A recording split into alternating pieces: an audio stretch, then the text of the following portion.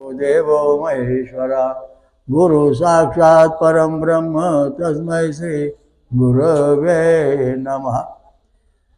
ओम शांताकारं भुजगशयनं पद्मनाभं सुरेशं ओम विश्वाधारं गगनसदृशं मेघवर्णं शुभांगनं ओम लक्ष्मीकान्तं कमलनयनं योगनिध्यानगम्यं वंदे विष्णु भोभयहरं सर्वलोकैकनाथं शांती। आज आपला जो विषय आहे तो सर्व समाज पूर्ण धार्मिक स्वातंत्र्य, सर्व समाज पूर्ण धार्मिक स्वातंत्र्य, सर्व समाज पूर्ण धार्मिक स्वातंत्र्य हा विषय आहे। आणि कोणी दिले? परमेश्वराकडून आलेली जी परंपरा आहे त्याच्याबद्दल बोलतो की वेदामध्ये सर्वांना देवधर्म करण्याचा अधिकार दिलेला आहे, पण मधली जी आवडूमावडू आहेत यांनी देवधर्म करायचं नाही, त्यांनी पोथी वाचायचं नाही, असं करायचं नाही, त्यांची पूजा करू नये सांगितलं आहे। पण वेदामध्ये असं सांगितलं ओम अग्निऋषी पोमाना पांजन्या पुरोहिता तमीमहे महागयम ब्राह्मण क्षत्रिय वैश्य क्षुद्र अतिक्षुद्र जंगली लोक यांना सुद्धा परमेश्वर प्राप्ती करण्याचा अधिकार आहे, परंतु आचरण अतिशय शुद्ध पाहिजे। देह शुद्ध करून भजनी भजावी। आपला देह जर शुद्ध असेल तर ईश्वर प्राप्ती होईल। नुसतं देवाला पळून पळून काय होणार आहे? काही होणार नाही। गेला काशीला, आला गयाला, आला प्रयागला, आला काशीला धाम यात्रा करून काही होणार नाही, कारण देह जोपर्यंत शुद्ध होत नाही तोपर्यंत तुमची प्रगती होणार नाही। परमेश्वर जो आहे तो सगुण आहे का निर्गुण आहे याबद्दल जगात अजून वाद चालू आहे। परमेश्वर हा सगुण आहे। ओम सहस्रीशा पुरुषा सहस्राक्षा सहस्रपाद संवृत्या दशांगुलम जो परमेश्वर आहे तो परमेश्वर सहस्र म्हणजे अनंत शिरे, हात पाय डोळे कानासनं आहे, आणि एवढं जगाला व्यापून तो दशांगुल उरला म्हणजे एकमुखी दशभुजा दत्त झाला। हा जो परमेश्वर आहे याची जी अनुवंशिकता आहे ती आपल्या प्रत्येकामध्ये आहे आणि ती वेदात सांगितलेली आहे, त्याबद्दल आपण जर बोलतो। धर्माचा अधिकार सर्वांना आहे। ब्राह्मण क्षत्रिय वैश्य क्षुद्र अतिक्षुद्र सर्वांना देवधर्माचा अधिकार आहे, पण आचरण शुद्ध पाहिजे। ज्याचं आचरण शुद्ध आहे तो परमेश्वराच्या राज्यात प्रवेश करू शकतो। आता या ठिकाणी परमेश्वराची जी अनुवंशिकता आहे ती आपल्यामध्ये कशी आली हा महत्त्वाचा मुद्दा सांगणार आहे। ओम आयो त्रिशतम तना सहस्राज दद्महे तरस्य मंदी धावते। हा जो ही जी ऋची आहे ही वेदामध्ये आहे। याचा ऋषी अवस्था ऋषी ओमन सोमदेवता गाय छंद सगळ्या स्वर। हा जो मंत्र आहे या मंत्राचा अर्थ असा आहे की प्रत्येकाच्या आपल्या शरीरामध्ये 30,000 सुख आहेत। ही वेदामध्ये सांगितले 30,000 सुख म्हणजे पहिलं एक नंबरचं गणित दाखवलं। 30,000 सुख आपल्या शरीरामध्ये आहे ती दाखवलं, आणि त्याला त्या 30,000 सुखांनाच विज्ञानाने 30,000 जनुक शोधून काढले। मग तुम्ही विचार करा की भगवंत परमात्माने 30,000 सुख नेमकी कशी काय सांगितली, आणि 30,000 जनुक आपल्या शरीरात कशी काय? हा मोठा आश्चर्य आहे ना। वेदाला आधी ज्ञान झालं का विज्ञानाला? वेदांना ज्ञान झालं, ईश्वराला ज्ञान झालं। जो आदिनारायण आहे ओम सहस्रीशा पुरुषा सहस्राक्षा सहस्रपाद संवृत्या दशांगुलम हा जो परमेश्वर आहे त्याच्या नाभीमधून ब्रह्मदेव प्रकट झाला। त्यांच्या कपाळापासून ईशान म्हणजे शंकर प्रकट झाले। आता त्यांची पारंपरिक जी परंपरा आहे 30,000 सुखांची ती वंश परंपरा अशी की भगवान शंकराच्या डाव्या भागातून पार्वती प्रकट झाली, पार्वतीच्या उजव्या भागातून राधा आणि डाव्या भागातून लक्ष्मी प्रकट झाली। तर ब्रह्मदेवाच्या पासून 7 ऋषी क्रतू पुलह पुलस्त्य अत्रि अंगिरा वशिष्ठ मरीच नंतर यांच्यापासून पुन्हा 88,000 ऋषी प्रगट झाले. त्या 88,000 ऋषीपासून ही प्रजा निर्माण झाली. आता याच्यामध्ये महत्त्वाचा मुद्दा असा आहे की जो मूळ भगवंत परमात्मा आहे त्याच्या शरीरात 30,000 सुख म्हणजे 30,000 जणूक आहेत. एक नंबर म्हणजे दाखवलं 30,000 सुख ब्रह्मदेवाकडे आली. ब्रह्मदेवापासून ते 7 ऋषींकडे आली आणि ते 7 ऋषीतून 88,000 ऋषींकडे आलेले आहेत. आणि मग त्या 88,000 ऋषींची प्रजा आहे त्यांच्यामध्ये म्हणजे आपल्यामध्ये आहेत. आता आपण विज्ञानात गेल्यानंतर तपासल्यानंतर आपल्या विज्ञानामध्ये सांगले की 30,000 जणूक तुमच्या शरीरात आहेत. मी कसे वेदात कसं सांगितलं ऋषी देवता छंद आणि स्वर. ऋषी देवता ही पहिलं जणुकामधली रेषा आहे तंतू. दुसरा जो आहे तो छंद आणि स्वर आहे. मग त्याला वॉड म्हणते. मग जोडायचं काम जे मधून केलं जातं म्हणून ओमचा म हे वेदातलं गणित आहे. त्याचप्रमाणे आपण जेव्हा विज्ञान करतो तेव्हा विज्ञानवादाने ATCG अशी नावं दिलेत. HO आणि H म्हणजे ज्ञानीन थामीन अशी जी नावं आहेत ही विज्ञानाने दिलेली आहेत. पण ती सांगायचं म्हणजे मँगो आंबा एकच आहे. हे मँगो आणि आंबा जो आहे तो एकच आहे, दोन नाहीत. तशा प्रकारचं आपल्या जीवनामध्ये ही जी जणूक आहेत 30,000 सुखाची याच्यावर आपण जगतो. ही जणूक कोणाकडे होती? रामप्रभूकडे होती, कृष्णाकडे होती. त्यांचे वंशाकडून पुढं आली म्हणजे क्रोध, त्रेता, द्वापर आणि कली हजारो योग्य होऊन गेली तर ही 30,000 सुख 30,000 जणूक नष्ट झालेले नाहीत. म्हणून जो सर्व समाज जो आहे त्याला धार्मिक स्वातंत्र्य पूर्ण आहे. कारण मी तुझ्या शरीरात जणूक बसून देतो, मी तुला शरीरात असं करतो असं कोणी म्हणतं आहे का? हा जरी तुम्ही धर्म निर्माण केले असले तर जो सनातनी धर्म आहे हिंदू धर्म ते जणूक आहेत. हा जसाचे तसा अनंत पिढ्या अभित आलेला आहे. पूर्वी येत आलेला आहे, आता आहे आणि पुढं पण राहणार आहे म्हणजे नष्ट होणार नाही. उदाहरणार्थ जणूक कशी असतात तर आपण उदाहरण घेऊ की हायब्रिड ज्वारी आहे आणि आपली जी ज्वारी आहे म्हणजे पारंपरिक ती पेरली दोन्ही ठिकाणी. तर पहिल्या दिवशी हायब्रिड ज्वारी झाली 100 पोती आणि चांगली आपली तिला झाली 100 पोती. पुन्हा दुसऱ्या दिवशी तेच बी पेरलं तेव्हा ते बी पेरल्यानंतर दुसऱ्या वर्षामध्ये हायब्रिड झाली 75 पोती आणि आपली पारंपरिक ज्वारी जी आहे ती राहिली 100 पोती. तिची काय बजाची उत्पन्न तेवढंच. तिसऱ्या वर्षी हायब्रिडला 50 पोती झाली आणि आपली जी गावठी ज्वारी आहे ती झाली 100 पोती. पुन्हा चौथ्या वर्षी हायब्रिड झाली 25 पोती आणि ह्या आपली ज्वारी आहे ती राहिली 100 पोती. म्हणजे आपले जे पारंपरिक परंपरा आहे. पुढच्या वर्षात हायब्रिडला थोडताना आलं म्हणजे दाणे आलेच नाहीत कारण त्याचे बीज उत्पादन संपलं. म्हणजे कृत्रिम सृष्टी जी आहे सगळी जगामध्ये संशोधन चाललं व्याजाची ती सृष्टी राहणार नाही हायब्रिड ज्वारीवर प्रमाणे. आणि जी पारंपरिक सृष्टी आहे ब्रह्मदेवाची तीच फक्त जगात राहणार आहेत. म्हणून ही जी जणूक आहे ही 30,000 सुख आपल्याच आहेत. आता याच्यामध्ये ऋषी आणि देवता हे जणुकातलं पहिली रेषा, नंतर छंद आणि स्वर दुसरी रेषा, अशा दृष्टीने हे 30,000 जणूक आपल्या शरीरात आहेत. सुख आहेत हे जणूक म्हणतात ही सुख आहेत. आणि त्याप्रमाणे आपलं शरीर चालतं. ह्याला जाळी पसरली यांची. आणि ही जर नष्ट झाली तर मग आपलं आजार दुखणे, डोकंदुखी, हातपाय दुखणे आपले प्रश्न सुटत नाहीत. मग आपला आजार बरे होत नाही. याच्यामुळे खालच्या दिवशी दाखवलं आहे की ऋषी आहे पण पुढं छंद नाही आणि पुढं छंद आहे तर ऋषी नाही नाही. म्हणजे या ठिकाणी जे विस्कळीतपणा आलेला आहे तिथं म्हणजे हे जणूक तुटलेलं आहे म्हणजे विज्ञानामध्ये. आणि इथं जे वेद आहेत या वेदामध्ये पण हे जणूक तुटलेलं आहे. आता याच्यामध्ये फरक असा आहे की 30,000 सुख जणूक जे आपल्याकडे आहेत ते मेडिकल सायन्स आणि विज्ञान तसंच डॉक्टर यांच्याकडे यांना माहिती असतं. आणि आपल्याकडे जे वेद आहेत त्या वेदामध्ये 30,000 सुख आहेत ते त्याच्यामध्ये फ्री अशीच आहेत चित्र, फक्त नाव बदलल्यात. म्हणजे आपल्या वेदामध्ये जी विद्या आहे ती विद्या दुसऱ्या समाजाने आपलं नाव चढून त्यानं नाव बदललं.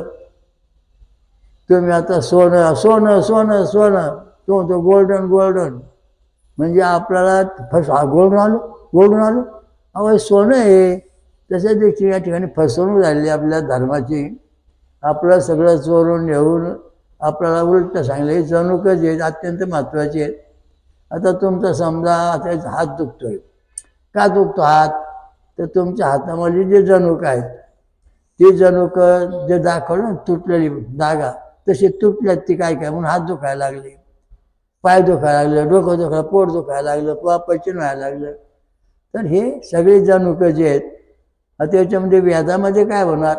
ओम आयो त्रिशतम तना सहस्रा तन्महे तरसमंदी धावती. हे जे जणूक आहेत ही सोमरस पिल्यानंतर जोडले जातात. लक्षात ठेवा. फळांचा रस, वरण भात आमटी खाल्ल्यावर तुटतात, मांसाहार केल्यावर तुटतात, गाणू केल्यावर तुटतात, गांजा वाढल्यावर तुटतात, दारू पिल्यावर तुटतात. कारण का हे जणूक आपल्या शरीरामध्ये लिव्हरमध्ये आल्यानंतर जर तुमचं आचरण खाणंपिणं शुद्ध असेल तर त्या लिव्हरला काय होत नाही, व्यवस्था असतं. पण जेव्हा तुम्ही दारू पिता तेव्हा लिव्हरमध्ये जणूक नष्ट होतात, ते तुटतात आणि मग ते लिव्हरला भोकं पडतात. म्हणजे व्यसनी माणसं जे आहेत त्यांची शरीरात जणूक कमी होतात. तर हे जे जणूक आहेत हे आपल्या शरीरामध्ये असतात आणि हे आपला तारतम्य कशी समजायची, यांचं रहस्यमय जीवन कसं काय. 30,000 सुख आहेत. आपले व्होल्टेज किती आहेत? 6वर गणित करतो आपण. म्हणजे 6 गणित केल्यानंतर 30,000 भागिले 6 किती आले? 5,000. म्हणजे एका व्होल्टेजवरती 5,000 जणुकांचं अस्तित्व आहे. हां, मग आता आपण पाहिलं बा आपलं पहिल्या नंबरचा जणू व्होल्टेज पाहिला तो 10 mm भरला तेव्हा किती आली जणूक? 5,000 आली. म्हणजे 1 नंबरचे व्होल्टेजचे काम करतात. पण 5 mm आलं किती आली? 2,500 आली. आणि जर आधी कोणी झाली तर कधी आहेत कधी नाहीत.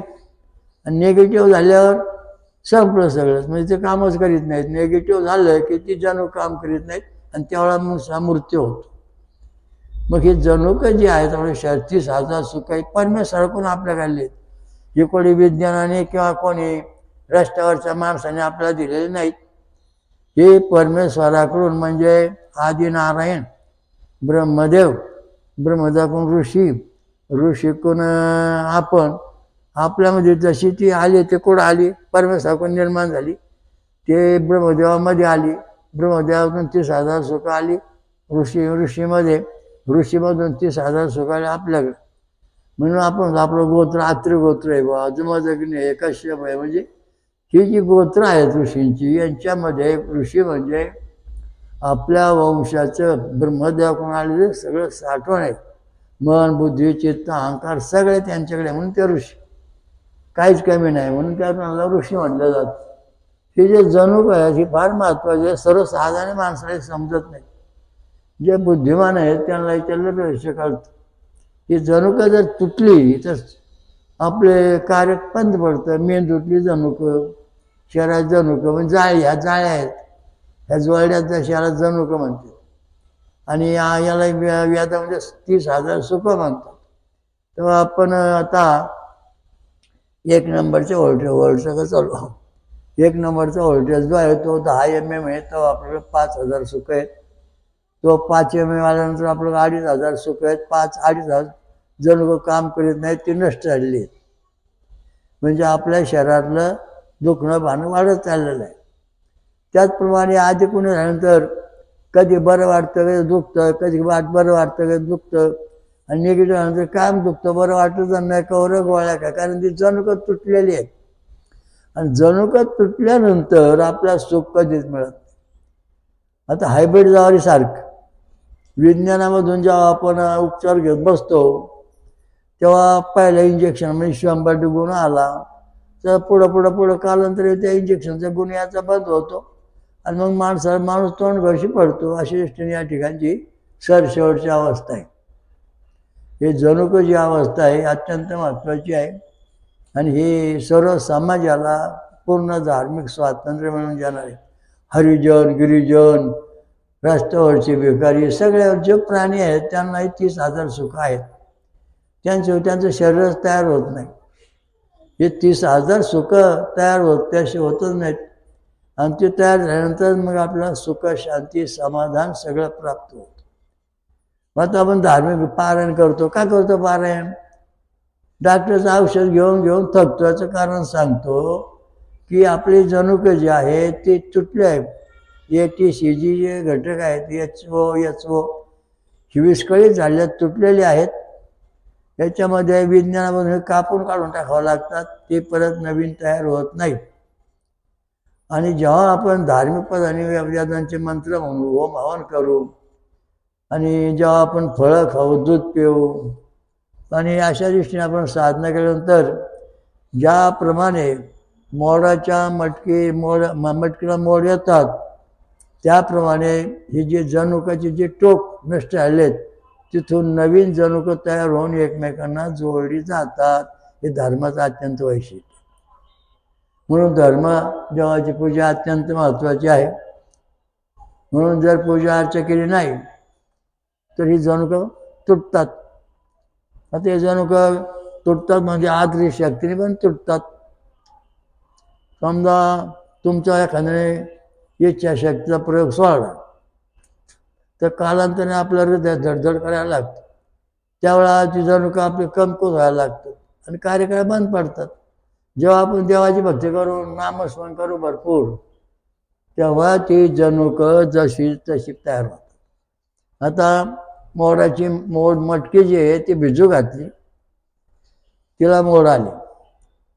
आणि खडकावर मटकी आहे, ती खडकावर ठेवलेली काय मटकी पाण्यात ठेवली. तेव्हा खडकावरच्या मटक्याने विचारलं पाण्यामधल्या मटकीला, तुला मोड कसे काय आले? आम्हाला काय येत नाहीत. ती म्हणले, तुम्ही खडकावर आहेत, पाण्यात या मग तुम्हाला मोड येतील. पण ते वरचे खडकावरचे ते ऐकायच तयार नाहीत. आणि जे पाण्यात आले तिला काय आमच्याचा विकास होत राहिला. तशा प्रकारची आस्तिक नास्तिक जे मंडळी आहे हे खडकावर बसलेली आहे, भक्ती मार्गाच्या सागरात येत नाही, म्हणून त्यांचा विकास होत नाही. आता हे जनुकं जी आहेत आपली तुटली जनुकं, डोकं दुखतंय, जनुकं तुटली, हात दुखतोय, डोकं तुटली, आता देवाला गेलो होतो, वा भक्ती केली, आता बरं वाटलं राव. तर सांगायचा मुद्दा असा आहे की हे जनुकं जे आपल्या शरीरातले हे विज्ञानदृष्ट्या फोटोमध्ये पण दिसतात. डॉक्टरचा पद्धतशीर निर्णय करतात, पण ती जनुकं विज्ञानदृष्ट्या नवी तयार होत नाही. आणि धार्मिकदृष्ट्या वेदामधून मंत्र आहे, ते मंत्र कोणता आहे? ओम आयो त्रिशतम तना सहस्राज दद्महे तरश म्हणजे धावते. हे 30,000 सुख निर्माण झालेले आहेत. हे 30,000 सुख आपल्या शरीरामध्ये तशी आहेत. भगवंताने याच्यामध्ये भेदभाव केला नाही. हरिजन गिरिजन कुठला म्हणून ब्राह्मण, क्षत्रिय, वैश्य, शूद्र, अतिशूद्र यांना स्वधर्माचा अधिकार काय? यांनी का पूजा करायची? काय कारण? ओम पांजन्य ओम ऋषी ओमान हा पांजन्य हा पुरोहिता तमीमहे महागयम. म्हणजे परमेश्वराने सांगितले ब्राह्मण, क्षत्रिय, वैश्य, शूद्र, अतिशूद्र यांना सुद्धा धर्माचा अधिकार आहे. कशामुळं? हे 30,000 सुख जे आहेत ब्राह्मणामध्ये आहेत, क्षत्रियात आहेत, वैश्यात आहेत, नंतर तुम्हाला क्षुद्रात आहे, अतिशूद्रामध्ये आहेत. भीक मागतो ना रस्त्यावर, त्याच्यात पण शहरात तीच आहेत. म्हणून सर्वांना देवधर्म करण्याचा अधिकार परमेश्वराने दिलेला आहे आणि तो आपण पाळला पाहिजे. जेव्हा आपण भक्ती करतो, त्याचं पारण करतो, आपले जे ग्रंथ लिहिलेले आहेत ते ग्रंथ ही जनुकं जोडण्याच्या दृष्टीने लिहिलेले. गुरुदेव महात्मा कल्कीश्वरी सगळे कुठलाही ग्रंथ माझ्या मंत्रामध्ये हे एकमेकांना जोडूनच केलेले. आता आपण जेव्हा गायत्री मंत्र म्हणतो, ओम तत्सवित, ओम गायत्री मंत्र ऋषी विश्वामित्र ऋषी, सविता देवता, म्हणजे आता बघा ऋषी दिलाय गायत्री, ऋषी विश्वामित्र, श्री सविता देवता आली. आणि या विज्ञानामध्ये आलं एटी आलं, मध्ये अ आलं, विज्ञानात आलं HO. आता छंद आणि स्वर, गायत्री छंद षडजा स्वर आलं वेदामध्ये. तर इथं काय आलं? CG मग येतो आलं विज्ञानामध्ये. तर या दृष्टीने हे सगळं नावं बदलून दिशाभूल केलेली आहे. तेव्हा वेदांत जी विद्या आहे त्याचा आपण सखोल अभ्यास केला पाहिजे आणि त्या दृष्टीने आपण प्रयत्न केला पाहिजे. तर आपण जर तो प्रयत्न केला तर आपल्याला सुख, शांती, समाधान सर्व काही प्राप्त होतं. तर ह्या ज्या गोष्टी आहेत ह्या अत्यंत महत्त्वाच्या आहेत. विज्ञानदृष्ट्या आपण म्हणतो विज्ञान आहे, विज्ञान कुठं संपतं? विज्ञान संपलं धर्म सुरू होतो असं म्हटलं जातं. विज्ञान संपतं धर्माचं पण असं नाही. विज्ञान आहे ना, त्या विज्ञानामध्ये धर्म आहे, पण धर्मामध्ये विज्ञान नाही. धर्मात विज्ञान नाही, विज्ञान धर्म आहे म्हणून आपण जगतो. आपण जगतो म्हणजे आपला धर्म बी आणि विज्ञान बी आपल्याकडे. पण विज्ञानामध्ये तर विज्ञान धर्म जो आहे तो धर्मामध्ये विज्ञान नाही. आणि अशा दृष्टीने महात्मा मूर्ती या ठिकाणी आहे. नुसत्या गप्पा मारून चालत नाही, प्रात्यक्षिक प्रमाण करतो. आता समजा सुंदर ते ध्यान उभे विटेवरी, आता याच्यामध्ये जनुकाचा परिणाम होईल का? होईल ना. कसा? ऋषी कोण? तुकाराम. देवता कोण? विठ्ठल. नंतर अभंगाचा छंद आणि चाल, छंद आणि स्वर आले. म्हणजे आपण जे अभंग जे मंत्र म्हणतो पोथे पुराणामध्ये, हे आता बघा आपण असं म्हणू काय गणपतीचं घेऊ, गणपती देवता, कळलं? गणक ऋषी गणपती देवता पहिली ओळ आली. गणक ऋषी गणपती देवता एक नंबरमध्ये. मग गायची छंद दुसरं गायचं षडजा स्वर दुसऱ्या प्रमाणे. पण या गणपतीच्या शास्त्रात असं आहे की 3च आहेत, चौथं नाही. तुमचं जे आता शीर्ष आहे ना त्याच्यामध्ये फक्त 3च ओळी आहेत, चौथी ओळ नाही, कोणची नाही. पहिले ऋषी देवता आहे, गणपती गणेश ऋषी आहे, गणपती देवता आहे, निसर्गाचे छंद आहे, षडजा स्वर नाही. म्हणजे तुमची जी बाजू आहे ती बाजू या ठिकाणी तुटलेली आहे. आता या ठिकाणी हा जो स्वर आहे, हा जो स्वर आहे हा आता याच्यामध्ये गणपती देवता आहे, गणक ऋषी आहे, गणपती देवता आहे. या ठिकाणी गाय छंद आहे, षडजा स्वर आहे. कळलं? मग आता या ठिकाणी तुटलं आहे. इथं फक्त गणेश देवता आहे, इकडे छंदच नाही, देवता नाही. हे असं जेव्हा होईल तेव्हा आपल्या शहरात विस्कळीतपणा येतो. हे सगळं विज्ञान असं आहे त्या ठिकाणी. हे इथं बनवलं. पण ह्याच्यामध्ये असं विज्ञानामध्ये औषध पाणी देऊन बरं होतं, पण हे फुटत नाही, कापूर काढावं लागतं. कारण याचा गोज तयार होतो, म्हणजे गाठी तयार होतात. आणि त्या गाठी तयार झालं की आपल्याला म्हणून तर आता काय माणसं सांगा गाठी तयार होतात. आणि मग म्हणतात आम्हाला गाठी तयार झालं राव. मग आपलं स्वैराज झालं, आपल्या अंगात मोठ्या पुळ्या आल्या, काम करता इथं वळू आले, गठूळ झालं. याचं कारण आहे की हे जे जनुक आहेत हे जनुकाचं बंडल तयार होतं, म्हणजे गठोडं एका जागेवर तयार होतं आणि त्यामुळं हा आजार होतो. आता याच्यावर तुम्ही जो औषध पाणी घेता तेव्हा तुमच्या ह्या ज्या गाठी आहेत त्या बऱ्या होणार नाही, त्याला कापून काढावं लागणार किंवा इंजेक्शन द्यावं लागून ते बंद पाडावं, सगळ्यांना बंद पाडावं लागतं. पण जेव्हा आपण पथ्यमार्ग करू, एकनिष्ठ राहू, फळं खाऊ, दूध पिऊ आणि जेव्हा देवांच्या लहरी आता म्हणजे समजा गणपती आहे, आता या गणपती आपण आत्तरशीर्ष म्हणतोय आणि त्या गणपती शक्ती आपल्याकडे आलेली आहे. म्हणजे गणक ऋषी शक्ती आली, नंतर गणपती देवता दोन्ही कांड्या एकमेकांना जोडल्या गेलेल्या आहेत, जोडल्या मध्ये जोडून दिला. तसंच या ठिकाणी निसर्गाय छंदा षडजा स्वरीच्यामध्ये नाही, पण तो आपण तयार केला म्हणून तो आला. म्हणजे एक पुन्हा दोन्ही जोडल्या गेल्या, म्हणजे पुन्हा या ज्या गाठी शरीरात झाल्या किंवा काही जे झालेलं आहे हृदया तिकडे ते सगळं दुरुस्त झालं. म्हणून पारायणाला जास्त महत्त्व आहे. आणि ते बी कुठं मंदिरात बसून, घरी बसून नाही होत.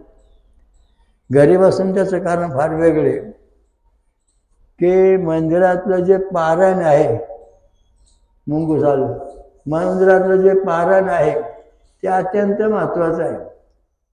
आणि त्या दृष्टीने हे पारायण चाललं असतं.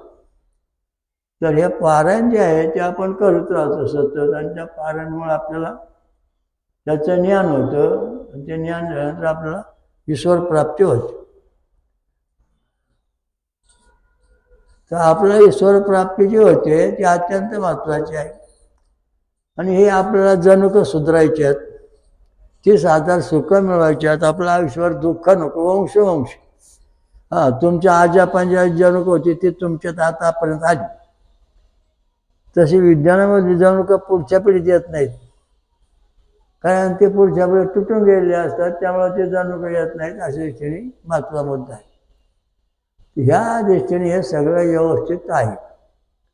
ओम दत्त दत्त राम राम, ओम दत्त दत्त राम राम, ओम शिव शिव श्याम श्याम, ओम शिव शिव श्याम श्याम. ऐका, पुढचा महत्त्व म्हणजे आपला जो रक्तगट आहे, तुमचा रक्तगट ए बी आहे. मग ए बी रक्तगटाची देवता कोणती? जणुक सूत्राची. बघा आता किती महत्त्वाचा मुद्दा आहे. गणक ऋषी, गणपती देवता, निसर्गा, छंदा, षडजा, स्वरा, ये बी रक्तगट आला. तर ओमध्येच वाढले गेले ते. आता ओ रक्तगट. ओम नारायण विद्महे वासुदेवाय धीमहि तन्नो विष्णु प्रचोदयात्. तिथं या ठिकाणी ऋषी आलेले आहेत आणि नारायण म्हणजे परमेश्वर आलेला आहे आणि गायचे क्षण षडजा सर्व घाटमध्ये आलेला आहे. त्यामुळे हे जणुक या ठिकाणी सुधारतात. आता त्याच्या पुढचं समजा ये रक्तगडे. ओम तत्पुरुषाय विद्महे महादेवाय धीमहि तन्नो प्रचोदयात्. तर ये तन्नो प्रचोदयात्. तर या ठिकाणी जे आहे ते सांगायचा मुद्दा असा की या ठिकाणी जे मंत्र म्हणतो शंकराचा, त्याचं म्हणजे शिवदेवता आहे, नंतर दीर्घतम ऋषी आहे, गायचे छंद षडजा स्वर आहे. म्हणजे या मंत्राने ही जी जणुक आहे ती जशी तशी रक्तगटामध्ये त्या मंत्राने तयार होतात. आता हे बी रक्तगट आहे. सूर्यनारायण विद्महे मित्राय धीमहि तन्नो सूर्यः प्रचोदयात्. हा जो मंत्र दिलेला आहे तो मंत्र या ठिकाणी आपण पाहिलेला आहे. तर तो मंत्र आहे, आता समजा सूर्यनारायण, तर विश्वामित्र ऋषी, सूर्यनारायण देवता, गायत्री छंद षडजा स्वर, अशा दृष्टीने हे बी रक्तगटामधले दोष नष्ट होतात. म्हणून भक्ती करताना आपल्यापुढे फार मोठी अडचण आहे. कुठल्या देवाचं काय करत बसलो का आपल्याला त्रास होतो. आपल्याला ते माहीत नाही काय चालतं नेमकं, आपल्या शरीरामध्ये काय घडते. म्हणून रक्तगट अत्यंत महत्त्वाचं आहे. त्याप्रमाणे भक्ती करायची म्हणजे जणुक जी आहे 30,000 सुख ही रक्तगटाप्रमाणे जशीची तशी संबंधित आलेली आहे. म्हणून जो सर्व समाज आहे त्याला पूर्ण धार्मिक स्वातंत्र्य जे आहे ते याच्यामध्ये आहे. कारण तुम्ही समजा उद्या हा धर्म बदलून त्या धर्मात गेला, ते धर्म ह्या धर्मात आला, तरी तुमची जणुक बदलत नाही. स्वधर्म जय स्त्रिया परधर्म भयावा, असं भगवान कृष्ण सांगितलं. परधर्म भयावह काय म्हणजे परधर्माने स्वधर्म जय स्त्री, आपला स्वतःचा धर्म जो आहे तो श्रेष्ठ आहे. कारण का, तो कितीच वाईट असला तर तो आपला का श्रेष्ठ आहे. तर आपली जणुक जी आहेत ही जशी तशी राहतात. परधर्म भयावा म्हणजे हायब्रिड जवारी, हा परधर्म भयावा, आणि स्वतःची जवारी स्वधर्म स्त्रिया. आता कळलं का.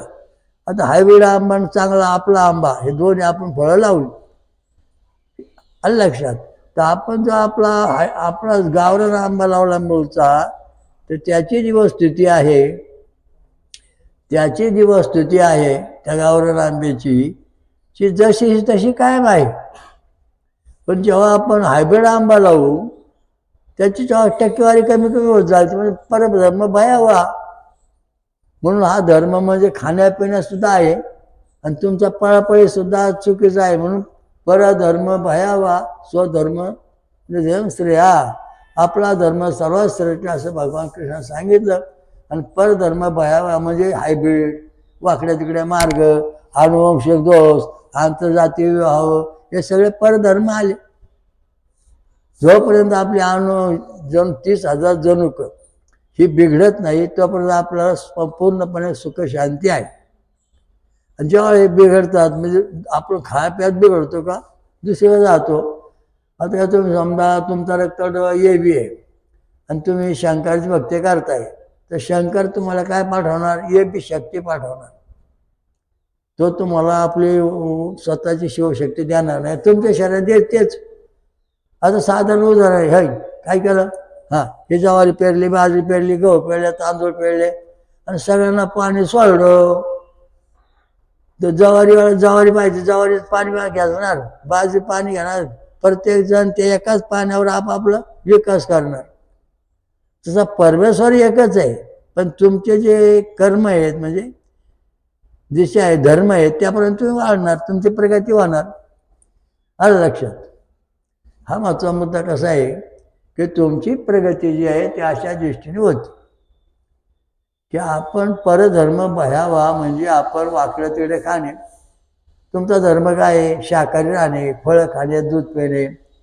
उद्या तुम्ही वाकडे तिकडे खाऊ लागला तर ते परधर्म भयावा. म्हणजे तुमच्या डोक्यात मुंगी येणार राग येणार. राग काय तुम्हाला येतो मारामारी काय करता तुमची जणक तुटली ती भरून निघण्याकरता तुम्ही मारामारी का ती भरून निघतच नाहीत. आणि स्वधर्म नाही ह्या स्त्रिया. आता तुम्ही समजा खाणारा मनुष्य आहे दारू पिणारा आणि एक पीठ नाही दोघं आहेत तुम्ही दोघांना थोपड्यात मारावर काय होतंय. तुम्ही मारलं त्या पिणारा माणूसला तुम्हाला मारा धावणार झोडून काढणार. पण जो दुसरा आहे ना जाऊ द्या ते डोक्यात काय पर्याय म्हणते आपलं हलकं सोडून द्या. जो शाकाहारी तो म्हणजे अशा दृष्टीला स्वधर्म स्त्रिया म्हणजे खाण्यातसुद्धा तुमच्या दोष आहे निर्माण होतो तोच आपण टाळला पाहिजे. ही जी शक्ती आहे ही जी वस्तुती आहे स्वधर्मदृष्ट्या सर्व समाजाला पूर्ण धार्मिक स्वातंत्र्य यामुळं आहे. निर्णयाकडं पळायचा गरज नाही. सनातन विश्व हिंदू धर्म जो आहे त्याचं हे तत्वज्ञान जसं तसं जन्माला येणे जसं तसं त्याच्यावर कुठली क्रिया नाही करायची. म्हणजे ज्वारी जी आहे आपली जशी तशी हजार पिढी आहे टिकली की नाही ती. पण ती ज्वारी प्रक्रिया केली की नाही हायब्रिड बनली की नाही ह्या वर्षात तुटली कमी होत गेली पुढं संपली. हा परधर्म भयावा म्हणजे दुसरा धर्म म्हणजे आपलं हायब्रिड म्हणजे आपण दुसऱ्या धर्माचे संस्कार घेतले. आपले जे मूळ आहे ते सोडून दिलं म्हणजे आपलं मूळ काय आकार उकार मकार अर्धमात्रा. आकारामध्ये ए बी रक्तगट वकारामध्ये वकर ओ मध्ये ओ रक्तगट म मध्ये अर्ध ए रक्तगट अर्धमात्र बी रक्तगट. आपला धर्म आहे जन्म आलेला तर तो आपला स्वधर्म आहे आणि त्या दिवशी जणू शहरात तयार होतात. त्यामुळं ही उपचार पद्धती सुलभ आणि सोपी आहे. एका जन्मामध्ये आपला मोक्ष स्वर्गात जाता येतो. जर समजा तुम्ही निर्णय संस्कार घेतले तर तुमच्या जे काय म्हणजे आता तुमच्या जे 30,000 सुख आहे ते विस्कळीत होणार आणि मग त्यामुळं तुम्हाला ते जणूक नष्ट होत जाणार. दुसरी जणूक तयार होणार नाहीत आणि मग तुमचं जीवन विस्कळीत होणार. काय करावं काय म्हणजे धोक्यात येतो. ओम दत्त दत्त राम राम ओम दत्त दत्त राम राम ओम शिव शिव श्याम श्याम ओम शिव शिव श्याम श्याम ओम दत्त दत्त राम राम ओम दत्त दत्त राम राम ओम शिव शिव श्याम श्याम ओम शिव शिव श्याम श्याम. आता आपण गाय आहे जी गाय जर्सी आहे गावठी आहे तर गावठी गायीच्या दुधामध्ये कसं आहे तो जर्सीत नाही म्हणजे परधर्म भयावा. जे काय शोध लावलं विज्ञान सगळे हे सगळे परधर्म भयावह आहेत.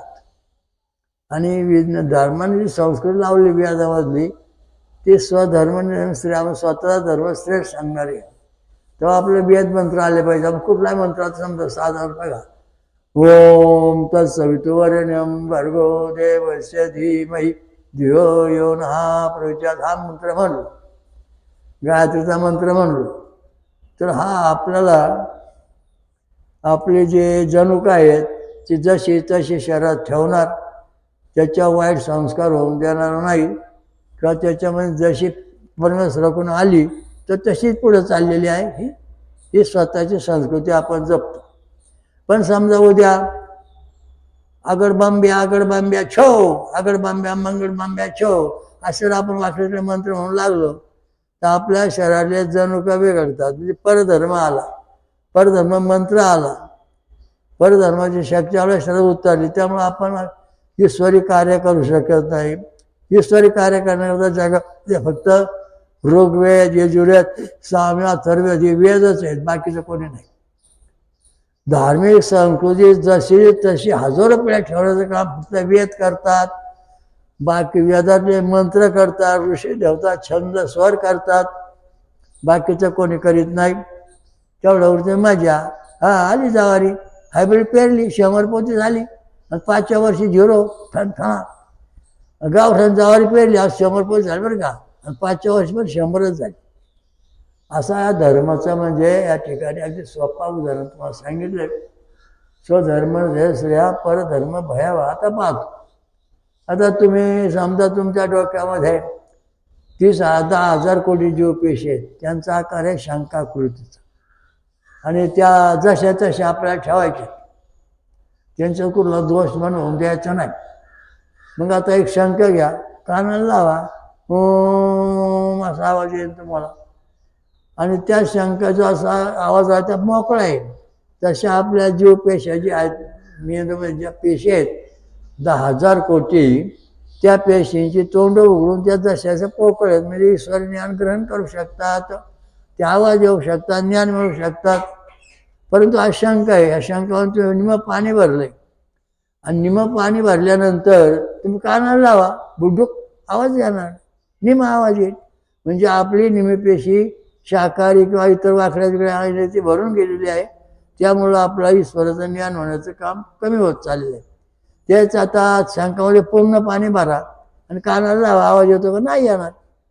तर तुम्ही व्यसन, 10 रुपयाला गांजावर लांबळ खाल्लं, वाकडं तिकडं अमक तमक चेडे गोटे यांच्या नादी लागल्यानंतर तुमच्या मेंदूतल्या 10,000 कोटी ज्या पेशी आहेत त्या पूर्णपणे बंद झालेल्या आहेत. त्या तुमचं कुठलंही कार्य करणार नाही. म्हणून हे जे भूतियान मार्गामध्ये सगळ्या जीवपेशी आपल्या 10,000 कोटी बंद होतात. जणू कार्य करीत नाही, जणू तुटून जातात. नंतर पुढं पृथ्वीयान मार्ग, याच्यामध्ये आपल्या मेंदूमधल्या 10,000 कोटी पेशी 50% कार्य करतात, जणू 50% कार्य करतात. मग पुढे देवयान मार्ग, दूध पेणे, फळं खाऊन राहणे, इथल्या ज्या मेंदूमधल्या पेशी आहेत आपल्या त्या 75% पण वगळे राहतात, 75% कार्य करतात. आणि ज्या दुसऱ्या पुढच्या पेशी जो ब्रह्मयान मार्ग आहे, फळं खायचं आणि फळाचंच रस जागायचं, आज साधना केल्यानंतर ह्या सगळ्या 10,000 पेशी ज्या आहेत मेंदूतल्या त्या जशा तशा ओपन राहतात शंखासारख्या. मग आपल्याला जगात कुठं काय कुठलं ज्ञान ते सगळं त्याच्यात नोंद होते. इतकं हे जणूक यावेळा सुरक्षित राहतात. जणुकातून ज्ञान मिळवायचं आणि ज्ञानातून जणूक प्रकट करायचं. ह्या असा गुंतागुंता या ठिकाणचा विषय आहे. आता तुम्ही समजा काळडीगाम काढले, 6 काळडीगाम तुमचे पद्धतशीर आले, जर 6 ते 10 mm तो हृदय मेंदू जो ब्रह्महृदय आहे त्या ठिकाणी तुमचा वेद छंद ही सेवन, वेद छंद काळडीगाम 7वा प्रकट झाला. म्हणजे तुम्हाला ब्रह्मज्ञान, आत्मज्ञान, ईश्वरी प्राप्ती, ईश्वरी साक्ष होऊ लागला. आता तुम्हाला भूतकाळाच्या स्वप्नात काय येतात तर तुमचा जो परधर्म आहे, म्हणजे तुमच्या ज्या जीवपेशी आहेत मेंदूतल्या 10,000 कोटी, त्यातल्या बऱ्याचशा पेशी निकामी होऊन बंद झालेल्या ब्लॉकच्या, म्हणून आपल्या भूतखेचं दिसतात. त्याच पेशी जर आपल्या समजा 50% असतं पित्र भेटतात, त्याच पेशी जर आपल्या समजा 50% असतं देव भेटतात, त्याच पेशी आपल्या 100% ओपन असेल तर 20 रुपयात दर्शन होतं, पूर्णत्वाला पोचतो. तसा पोचू शकत नाही. आपल्या पेशी व्यवस्थित आहेत. आता यमुना देवीच्या पेशी व्यवस्थित होत्या म्हणून तिने विश्वरूप दाखवलं, त्यापर्यंत मला पण विश्वरूप दिसतंय. या दृष्टीने हे सगळं आता बघा, ह्या आतापर्यंत ज्या देवदेवता झालेल्या आहेत, भगवान कृष्ण, राम, दत्त यांनी ज्या साधना केल्यात, फळं खाऊन दूध पिऊन, दही, यांच्यावर साधना केल्या तेव्हा त्यांच्या ज्या जीवपेशी आहेत 10,000 कोटीच्या, त्या जशाच्या तशा ओपन राहिल्या, म्हणून त्यांनी समाजाला विश्वरूप दाखवलं. आणि कृष्ण जीवपेशी अतिशय बळकट असल्यामुळे त्यांनी दुष्टांचा संहार केला. तसे आपल्या डोक्याला जीवपेशी जर बळकट झाल्या तर आपल्या आसपासचे सगळे दुष्ट नष्ट होणार, सज्जन राहणार. म्हणजे 1 सेकंदामध्ये सगळ्या जगातल्या जीवपेशी जर समजा नष्ट करता झाल्या तर सगळं जग मरून जाईल का सेकंदात.